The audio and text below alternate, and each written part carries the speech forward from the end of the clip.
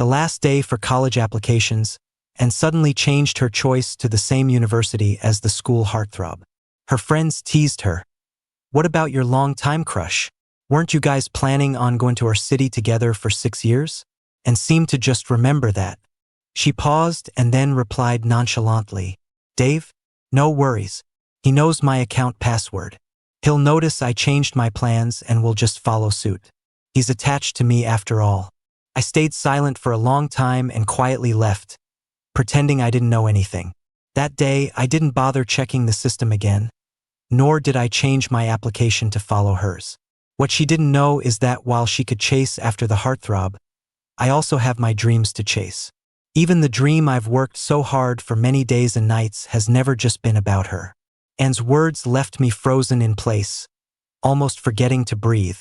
The promise to work towards our university was made back when we started middle school. When we filled out our applications, our families sat together, discussing seriously before making the decision. But now, she suddenly changed hers without a word. In the restaurant's private room, a friend curiously asked, "How do you know Dave will check your application again? What if he doesn't notice?" And laughed dismissively, saying, "Much more than just notice. I know him. He's the type to check 800 times a day, paranoid about filling something wrong and ending up in a different program than me." She sighed with some exasperation. "You wouldn't get it. If you had a shadow following you since childhood, you'd understand." The room filled with laughter. The friend, still unconvinced, asked, "So even if he notices, are you sure Dave will change his application last minute just because of you?" And looked up from her game and smirked. "Please. Dave has never been apart from me for more than a week since birth. Who else would he go to college with if not me?" Another friend couldn't help but interject. "And no offense, but the way you handled this wasn't exactly honest. Couldn't you just tell him you changed your application?" And paused her fingers on the screen, looking a bit agitated. "I truly forgot. It's pretty annoying, honestly. I don't feel like explaining everything to him. If he found out I changed it for Gary, he'd throw a fit. And it's not like it was a whim. Gary mentioned he was scared to go to the South alone and felt safer with a familiar friend." The friends were momentarily stunned but nodded knowingly. True, with Gary being so handsome and his family situation, it's understandable to want to protect him. Unlike your shadow Dave, always dusty and just about books. Can't compare to the heartthrob. Haha. Sacrificing such a passion for aviation takes someone like and caring for a handsome guy. The laughter and game sounds continued. Outside, I felt like I was in an ice cave. I clenched my fists tightly. I really wanted to burst through the door and confront but my feet felt heavy, unable to take that step. I stood silently for a long time. In the end, I couldn't muster the courage and quietly turned away. I left the restaurant in a daze.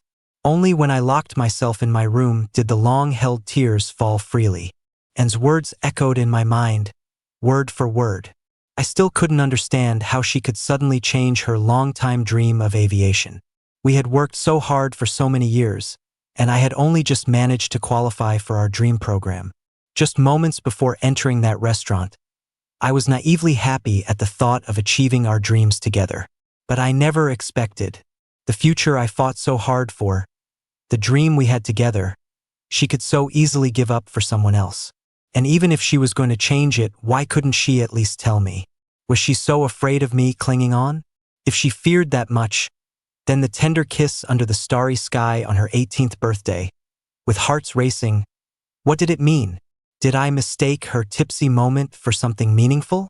Something inside me snapped suddenly. In truth, I didn't always have to follow her. Since kindergarten, Anne and I attended the same elementary, middle, and high school. Everyone, even Anne herself, assumed I would always be with her, never apart. But no one knew, aside from relying on her, I have my own reasons to attend that school. It's unrelated to Anne. Even if she doesn't go, I would go by myself. I'd unconsciously open my computer, and I turned it off, not wanting to see the application system again. Nor did I have any desire to change my plans for her. She might be going after the heartthrob, but I have my skies to soar into.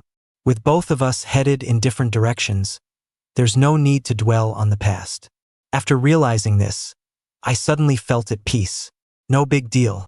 Mom was right, everyone has to learn to grow up. As for that kiss, I'll just treat it like a dog bite from a street dog. After splashing my face with cold water to calm down, and called me on video. My mind hesitated, but my finger reflexively answered. Dave, why aren't you here yet? Everyone's here and waiting to eat, you're getting slower and slower.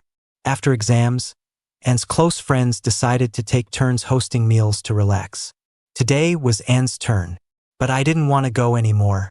I'm not coming, you guys eat. Before I could finish, I heard a smooth male voice from beside Anne. And is Dave unhappy about me joining your friend's gathering? Before Anne could reply, a few female voices urgently chimed in. Of course not, we're thrilled the school heartthrob graced us. Dave's just a bit possessive. Gets upset when guys get too close to Anne. Gary's side profile briefly appeared in Anne's frame, very close to her. Considerately, he whispered to Anne, and maybe I should leave first so you don't feel awkward. Anne's face immediately changed, turning to hold him. Gary, you don't need to go. Dave's just acting weird today. If he doesn't want to come, let him. Let's start eating.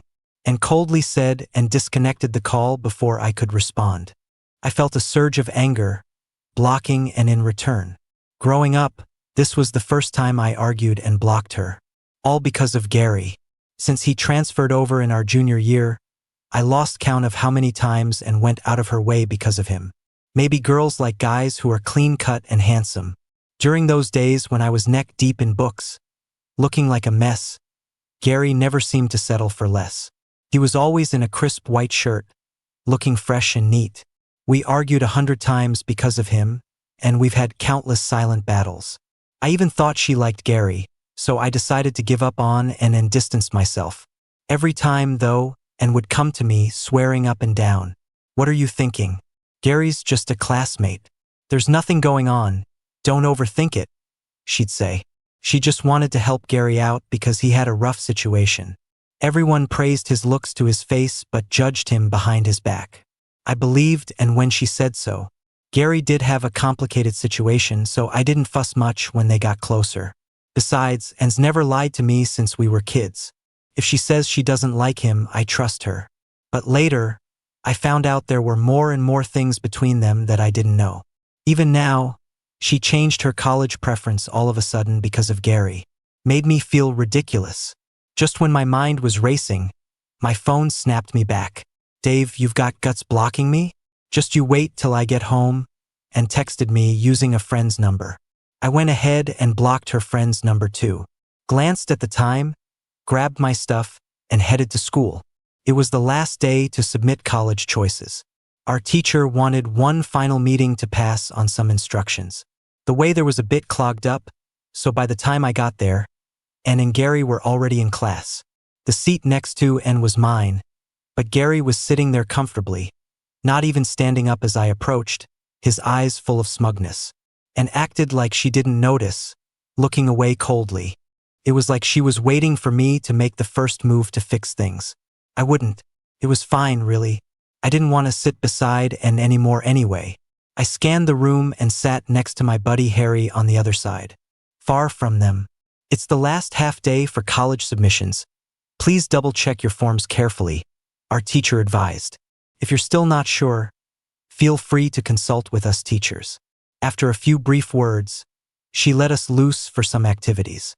I was all ears to Harry spilling some juicy gossip when suddenly I got tapped on the head. Dave, come here for a sec, and called out. I turned and made eye contact with her. Looked away, not wanting to deal. Turned back to Harry. And wasn't having it though, and got me to face her. Dave, what's with you now? I'm tired of this constant arguing. We're about to go to college. Can't we stop being childish? She complained. Forced to face her. I snapped back. It is childish and boring. So stop trying to make up with me. Our stares clashed for a moment. Then and gave up. Fine, I'm too lazy to argue with a petty guy. Go ahead and act. Just don't cry later behind closed doors. I kept a straight face, refusing to look at her. Thought she left after a while, and turned my head again. Dead serious. It's the last day for submissions. Double check yours. Make sure it's right. She intended to say more, but Gary came up with a laptop. And, "Can you help me with this issue?" he asked, and nodded, and on her way out, she gave my cheek a familiar pinch. "You forgot your computer?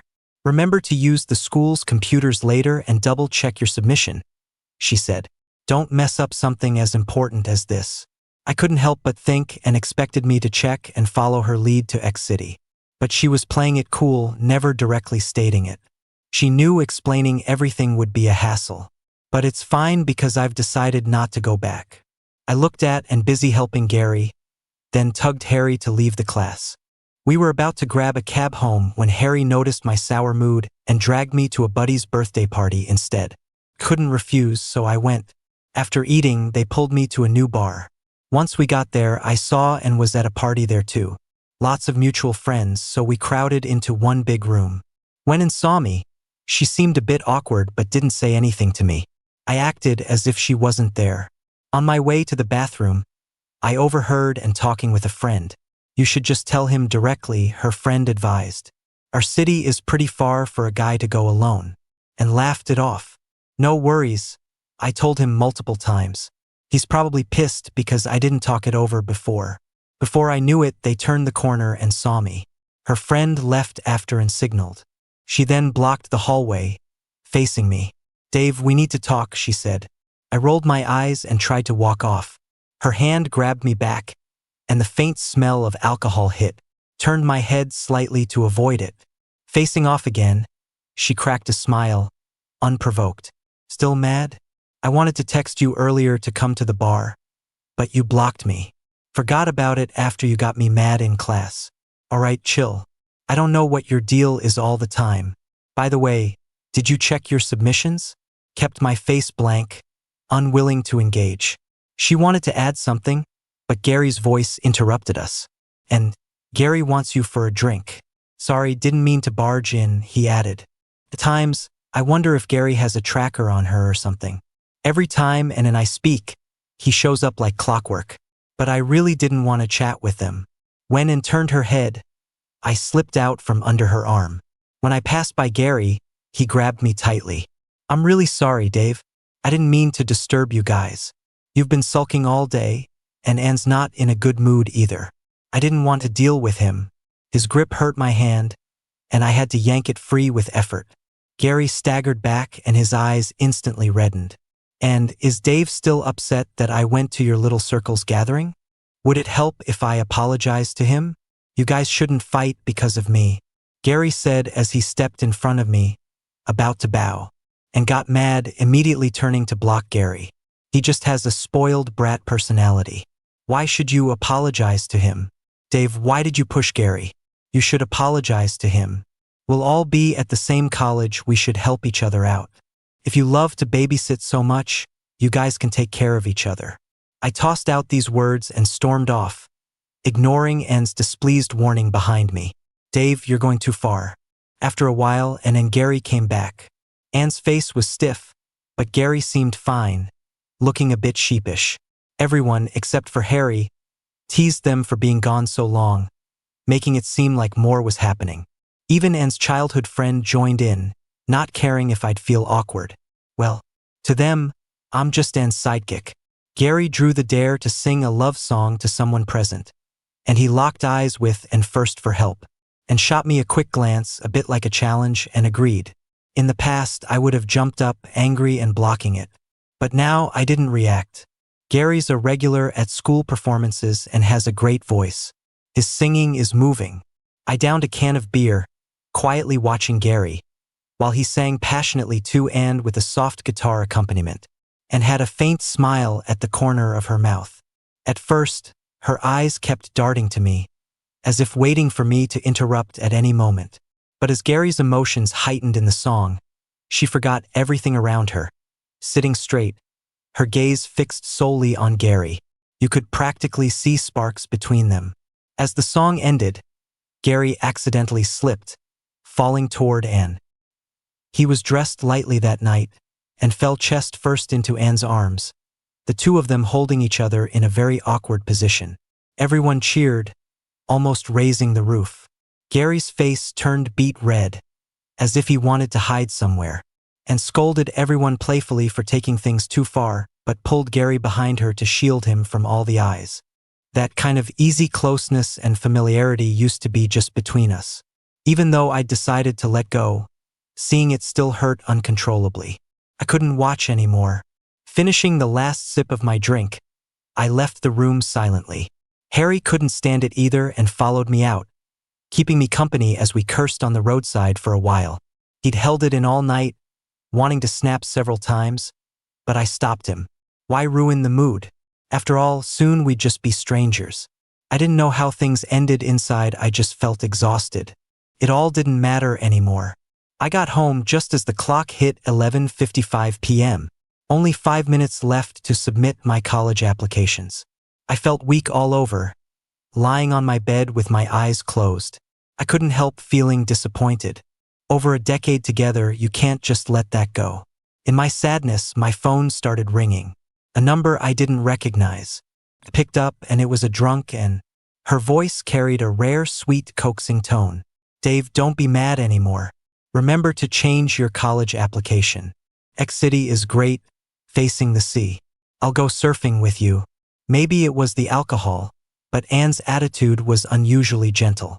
In the past, even when she admitted fault, she'd often use a half-threatening tone. Dave, stop being a brat. If you keep this up, forget about going to Disney with me. And then I'd obediently come down the steps and forgive her. Because when you truly like someone, you can't bear to let things fall apart. But this time, the more she stayed the same, the more it hurt. Say something, Dave. Dave, is that okay? You always wanted to go to the beach for a vacation, right? I heard the new campus is right by the ocean, you'd love it. Actually, our city really is too far away, and it's so cold in winter.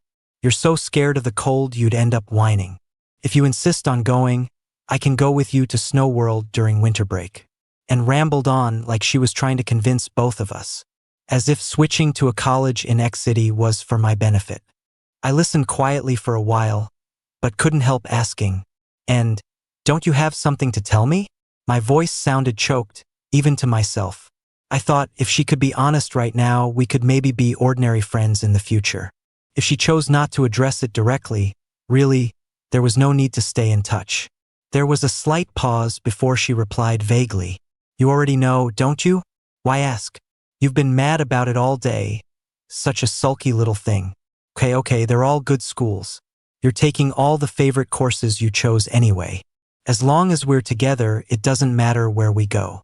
And kept talking, never addressing the real issue. I couldn't be bothered to listen anymore. One last chance. Gone. I hung up before she finished, powered off my phone. Glanced at the clock, the second hand had just passed midnight. No more room for regrets. Fine by me. We both picked our paths, I guess we each get what we wanted. I turned off the lights, lay flat, forcing myself to sleep. But with closed eyes, thoughts of and filled my mind. Happy, sad, funny, angry, every version of Anne. We grew up together, every memory included her. Never thought it would end like this. People get particularly fragile at night. Even if I told myself to be strong by day, tears unknowingly soaked my pillow. Somewhere in the haze, I eventually fell asleep. I woke up again, it was already noon the next day. Checked my phone, and there were a bunch of missed calls and messages from unknown numbers. All from Anne. I ignored them. Messages were buzzing like crazy. The small group Harry pulled me into was bustling with chats. I clicked in and saw someone posted a screenshot at around 1 a.m. The guys were all gossiping. The campus heartthrob made an announcement in the middle of the night. How many announcements have been made since the exams ended? This heartthrob's gotta be a rich kid, you could tell just by the watch it looks like it costs tens of thousands. Quite daring, it really shows how people are letting go post-exams. The screenshot was from Gary's social media. Out of habit, I enlarged the picture.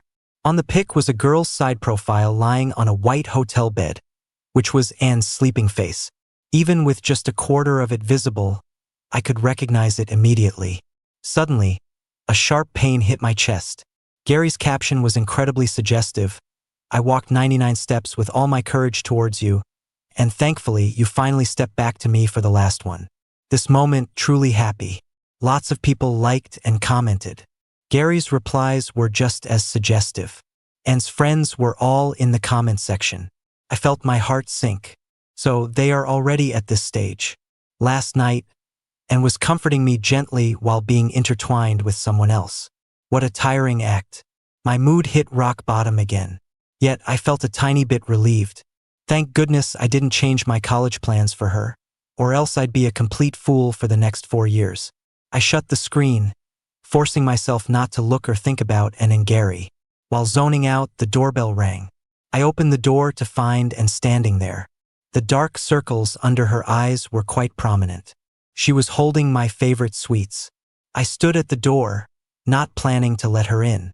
She pushed her way in as if she owned the place, heading straight to the living room. She set the sweets on the dining table, habitually reached out to pat my head as she used to. I dodged it. Dave, what's with the temper lately? I sent you so many messages, and you didn't reply. Didn't pick up my calls either. Planning to cry and chase after us when we go on vacation? And carefully unpacked the little cake, cut it into pieces and handed it to me. Come on, don't be mad. I took a half-hour cab ride this morning just to get you these. Eat up, I know you've been craving them. Then let's plan where to go for the holidays. I didn't take the cake, and gave a bitter smile, still trying to feed me with a fork, but I subtly stepped back. All right, Mr. Bigshot, don't eat it if you don't want to. You've always wanted to go to S-City, right? But never had time. Perfect time for a spontaneous trip this summer. I asked Gary and some others we could hire 2 cars. It's more fun with more people. I shook my head. No thanks, you go ahead. I'm about to head out, so could you leave? And looked a bit stunned and then helpless. Why? You've been talking about it for years. Are you seriously not going just because you're mad? She set down the cake and reached for a hug. I evaded her, but she quickly snatched my phone. Stop it already, will you? I drank too much last night and didn't rest well. Got up early to make you happy, it's really tiring. I shot back, nobody asked you to make me happy. I don't need you to. And frowned. Then tell me why you don't want to go anymore? I stared at her, puzzled. If you genuinely wanted to plan it with me, you wouldn't finalize everything and then ask. Besides, me not going is for the best, right? You can have Gary keep you company. Why do you need me to witness your guy's happiness? And let out a deep breath, a sign her patience was wearing thin. Yes, Gary's going. He also loves S-City. But he's not the only guy. Besides you two, even Chubby's girlfriend is coming. Why do you keep fixating on him? Did he do anything to you? Given his situation, he hasn't traveled for years. Now that exams are over, why can't he spend his own money to join a trip? The city's big enough. Surely it has room for one more person. And seemed truly exhausted, and her words came without much thought. I was irritated, so I nodded repeatedly. Fine, fine, go with whoever you want. I'm not going. Anne's temper flared. Last chance, Dave. I've given you plenty of outs, don't push it. I've already bought your ticket. Meet at the airport tomorrow morning. Go if you want. She slammed my phone on the table and stormed out. I had no intention to stop her, just watched her leave and quickly shut the door behind her. Her face was as black as coal before the door closed, and she didn't forget to scold me. With that temper, how are you going to get along with your future college roommates? Her voice trailed off as the door closed. Back in the living room, I angrily tossed her cake into the trash. I don't need her lousy cake. I don't want to travel with her and Gary. Even her attempts to appease, balancing between childhood friend and a new flame, seem ridiculous now. I sat on the couch, sulking. To keep her from affecting my mood further, I decided to go on my trip. They say it takes 21 days to form a habit. I figure breaking one should also take 21 days. Mom wouldn't let me travel abroad alone, so she agreed I could stay with my uncle for a while. Since I'd already finished my college plans and had nothing to do, I packed lightly and booked a flight to N-City that night. By 10 p.m., I was in my uncle's villa, already enjoying some seafood barbecue. The sea breeze mixed with the scent of sizzling, oily barbecue cheered me up quite a bit. I couldn't help but post about it. Harry and the guys were envious, saying they'd join me soon. The next day, my cousin woke me up with a call for me, quite early. The sun outside was shining brightly. Hey, it's for you. A call from your lovely childhood friend. My cousin handed the phone over. Half asleep, I answered. Yup, it was Anne. Dave, everyone's gathered except you. There's only half an hour until boarding. Why aren't you here yet? Why'd you block me again? Your mom said you're with your cousin. Did he come to town, H? And seems pretty anxious. I took a moment before calmly replying to her. Nope, I'm at his place in town N. And sounded a bit impatient. Stop joking around. You were home yesterday. Hurry up and you can still make it. I told you I'm not going with you guys. Don't waste your time waiting. Silence from her end. Then a male voice quietly suggested to her, Dave might really be in town N. This is something he posted last night. My friend showed it to me. Oh right. Thanks to Gary for the reminder. I almost forgot and can't see my social media anymore. Do you believe me now? I asked, and seemed too angry to speak. Just before I hung up, I heard her grit her teeth. Dave, you'll regret it. I already do, but only regret not coming here for vacation sooner. The exhausting senior year feels like it's been healed by the sun, beaches, coconuts, and seafood barbecue over the past few days. Once my cousin found out about and he got furious and keeps trying to set me up with attractive girls, always finding new ways to make me have fun. The rainy season in town N means there aren't too many people, and it's not too hot. Beachcombing, taking photos, diving, fishing, water parks, bungee jumping. Each day is so packed that I fall asleep as soon as I hit the bed. I barely have time to think about unpleasant people. And the others seem to be having fun too. The group chat's full of people sharing their trip photos. I used to purposely avoid looking at them. One day, when my cousin finally gave in to exhaustion and let me rest, I accidentally clicked on them while browsing my phone. Anne's group visited a lot of places, and each landmark was captured in their vibrant, youthful group photos. In countless photos, I saw Anne and Gary together, always in the center of Gary's 9-photo grid, hard to miss. They took solo pictures in front of endless mountains and grassy seas, crystal clear blue lakes, and majestic snowy mountains, all spots I'd long wanted to visit. I couldn't help but feel a pang of bitterness. The world Anne and I had planned to see together ended up with someone else. I guess no one is irreplaceable after all. When my cousin woke up and saw me brooding, he started lecturing me for being hopeless. It's just a few photos, he said. Anyone can post them. You know your brother never lost when it comes to taking and editing pictures. I've told you before, you just don't put the effort into your appearance. Get yourself together and you'll have all the college girls swooning. You won't even remember your old crush. From then on, my cousin dragged me around to take a ton of cool photos and made sure I posted them like crazy. No more oversized school uniforms. Now I'm wearing stylish beach shorts and shirts he got me. He even forced me to swap my thick glasses for contacts and hit the gym with him. Changing up my hairstyle and learning fashion. A must for college-bound students, he said. And boy, did he transform me. Even I couldn't recognize the new me in the mirror, looking like one of those stylish guys I used to admire. Mom was so shocked by the photos that tears welled up. She couldn't stop exclaiming about how her son had truly grown up. My social media got lively too. Classmates flooded the comments with likes and amazed reactions at how much I'd changed, even posting the pictures in our class group chat. Their praise left me a little shy. I replied in the group saying it was all just editing. My comment came out at the same time as one from Gary's buddy, who said, Dave's editing skills are top-notch. Teach us sometime. The chat went silent for a moment. Harry couldn't stand it and uploaded the original live photos I'd shared with him to the chat. My classmates were even more impressed. Even our teacher joined in, complimenting me. Didn't realize our class monitor was hiding his good looks under a uniform, total natural handsome guy vibes. Dave's already good-looking without editing, just needed a little polish to shine in pictures. All this studying obscured his good looks, otherwise we'd have 2 heartthrobs in class. After that jab, the jabs stopped. One of Gary's friends made a snarky comment about how live photos could be edited too. But I didn't have to respond, plenty of classmates came to my defense.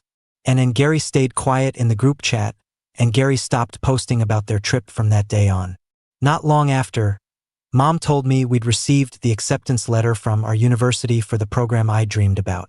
I was so happy I cried for a long time. All that effort paid off finally. But then Mom told me my grandma was sick, and I needed to visit her immediately. Arriving at Town H Airport the next day, who would I run into but Anne and her group, returning from their trip. I'd heard their plan was for a month-long trip, but it ended 2 weeks early, and looked shocked when we locked eyes. Even Gary froze for a moment. After a stiff pause, as I turned to leave, and snapped out of it and hurried over to greet me. "Dave, are you flying back today too?" Anne's expression showed a touch of admiration she couldn't hide. "I could hardly recognize you at first. Didn't expect you to look like this, not gonna lie, you're pretty handsome." "Thanks." This was our first time apart for more than a week, but as I snapped back to reality, I realized it didn't matter. I didn't want to chit-chat. I grabbed my suitcase and made for the exit. Mom was waiting at arrivals. I rushed to her. Just as she took my suitcase, Anne's voice came from behind. She'd followed me. "Dave, why are you leaving in such a hurry?" "Hi, Auntie, by the way. Dave, you got your acceptance letter too, right? My parents insisted I come back for the celebration banquet." "Oh, remember we said we'd have both families celebrate together?" My parents already booked the hotel. And glanced at me with an unhappy face, and then covered for me. "And Dave isn't planning to have a graduation party. My company is busy, and his grandma is sick, so we don't have time. We'll just have a family dinner to celebrate later. Please thank your parents for their kind offer." Mom explained it gracefully. She only knew that Anne and I had a falling out, and even changed her college preference. I didn't explain the details, but Mom was a bit upset about it, thinking Anne was being reckless about her future, and awkwardly touched her nose and asked about Grandma. Mom gave a vague answer and politely declined Anne's offer to ride home together, then left with me. I visited Grandma at the hospital. The doctor said she needed surgery at a better hospital in J City. Everything was arranged. I volunteered to go with my aunt to take care of Grandma. Since my dad passed away 8 years ago, my mom has been managing the company alone and she's exhausted.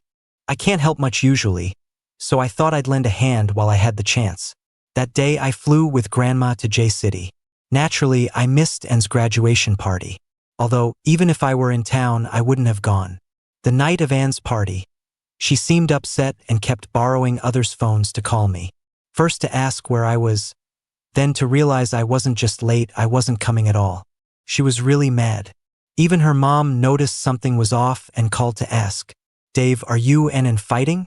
Why didn't you come over after the beach trip? Are you mad at me too? I'll talk to that girl when you come back. Don't be upset. You both have to head to X City for college soon. I got you a whole gaming setup and dorm essentials." "No, I'm not mad. Thanks, Auntie, but no need. My mom already got me everything. I'm not in H City right now. My family has stuff going on." As I was explaining, Anne grabbed the phone. "Dave, that's harsh. You're missing such an important day in my life and giving such lousy excuses. What do you mean by this? We've known each other 18 years, not just months or days. Do you remember? I had just left Grandma's room, exhausted, heading back to the hotel. And congrats on everything. I can't come, there's stuff at home." Before I could finish, she started yelling. "How long are you going to play hard to get? It's been days. I've apologized so many times. You're ruining my mood, even on vacation. Are you planning to stay mad right through to college orientation? Who's going to help you carry all those bags if I'm not there? However you want," I said dismissively. But I remembered there were plenty of helpful seniors in our university newcomers group who offered to help on orientation day. Without Anne, the world wouldn't collapse, and was stunned as I hung up.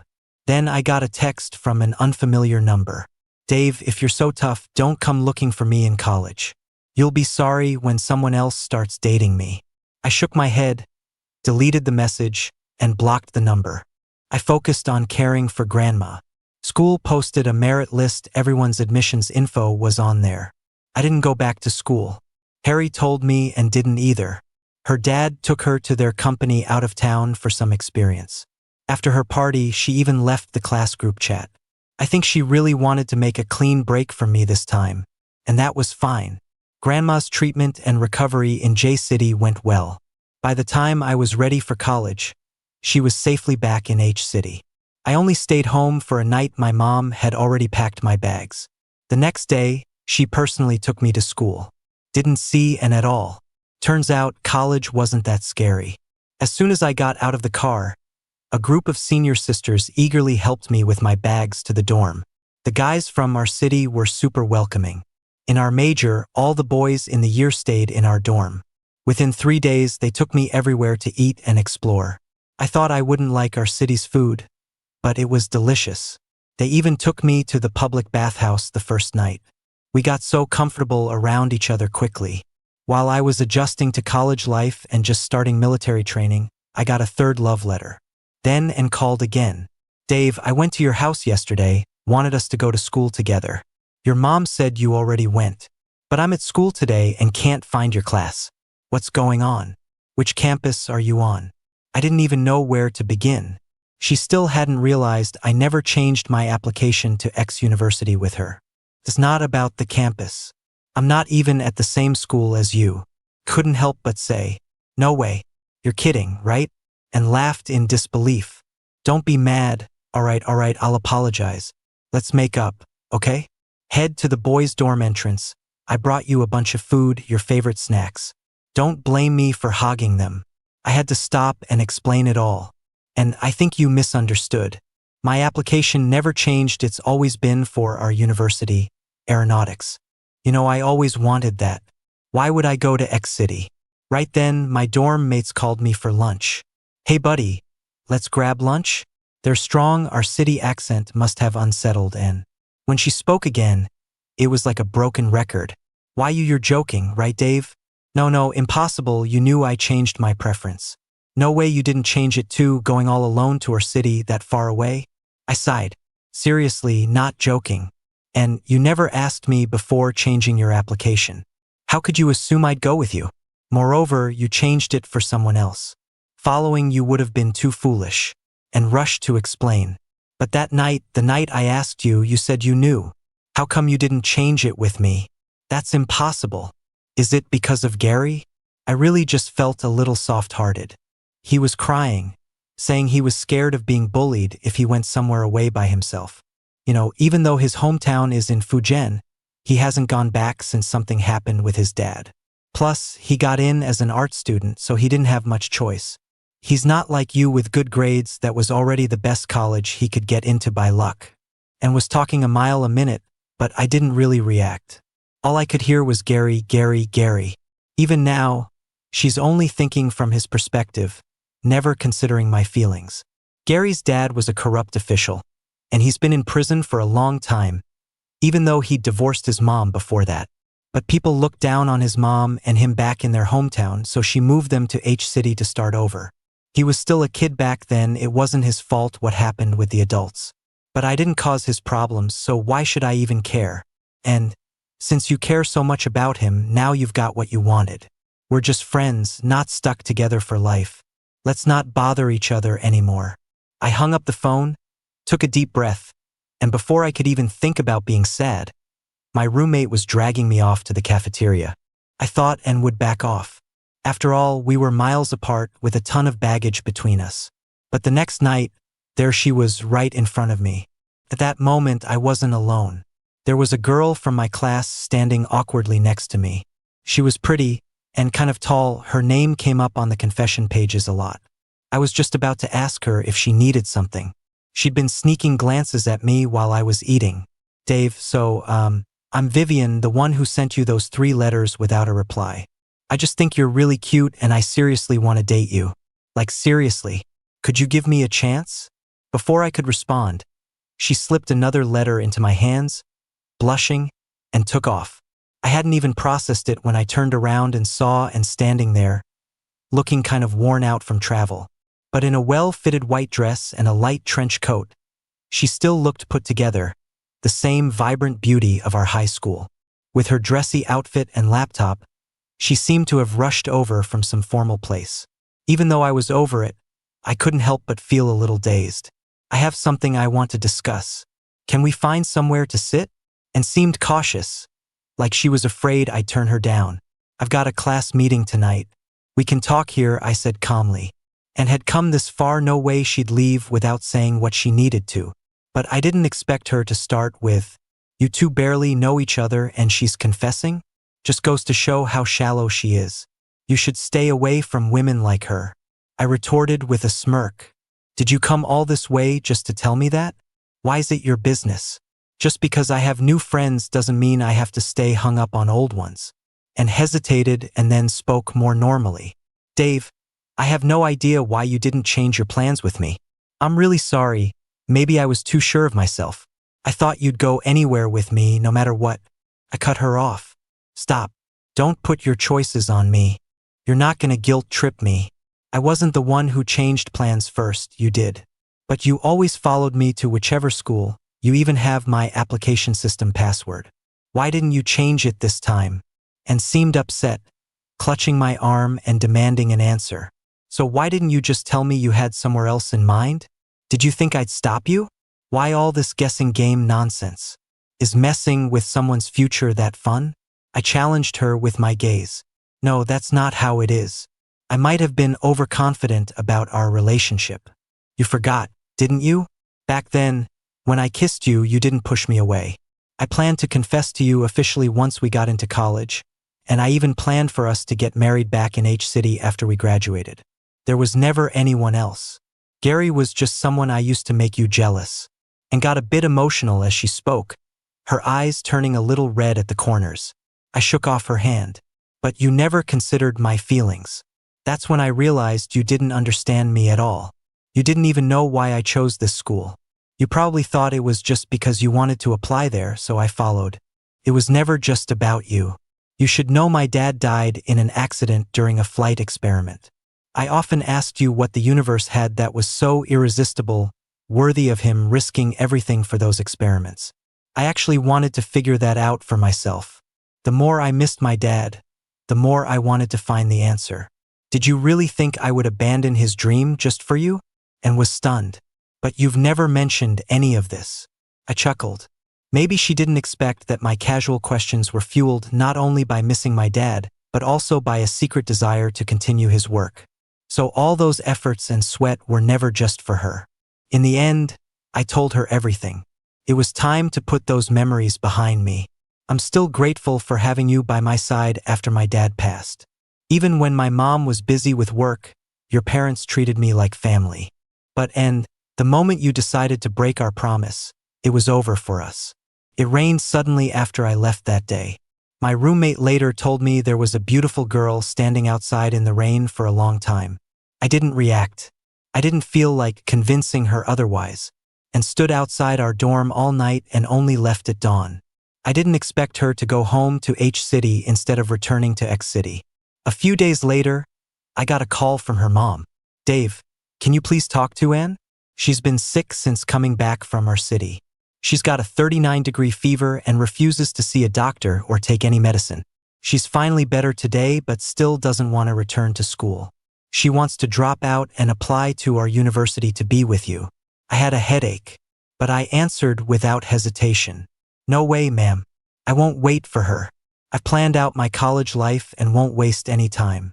Please tell her to stop doing foolish things, or I'll lose even more respect for her." I heard something drop on the other end of the line. Later, I heard and went back to school after her grandparents intervened. But I heard she wants to attend graduate school in our city to be near me. During breaks, she'd fly from X-City to our city to see me. Even when I ignored her, she'd just watch from a distance, leaving behind things I used to like. But by winter break, I was seeing someone else. That would be Vivian, the girl who's super cool around others but a total sweetheart with me. She sent me love notes 99 times I couldn't say no anymore. Plus, her smile is adorably charming. She'd slip in selfies with those notes, making my roommates urge me to take the chance. After and saw me helping Vivian down the icy slide, she vanished from my life for good. After that, I rarely heard about and my family even moved from our old place. Years later, I went on to pursue my PhD, and Vivian stayed by my side. We both ended up working in a top-notch aerospace lab. When I think back on those youthful memories, They really feel insignificant now. There's so much more ahead, with an endless universe waiting for me to explore.